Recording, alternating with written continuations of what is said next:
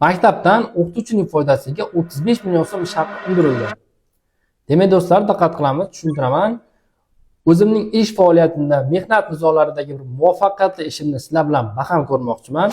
2025-yil sentyabr oyida Samarqand tumanlararo fuqarolik sudida maktab direktori tomonidan noqonuniy ravishda ishdan bo'shatilgan o'qituvchining manfaatida sudda qatnashgan edik va ushbu sudimiz o'qituvchining foydasiga ijobiy hal bo'lgan edi va xodim ishga tiklangan, biroq ishga tiklashning o'rniga biz 3 oylik kompensatsiya so'ragan edik va jami bo'lib xodimning foydasiga 35 million so'm ish haqi undirilishi belgilangan edi.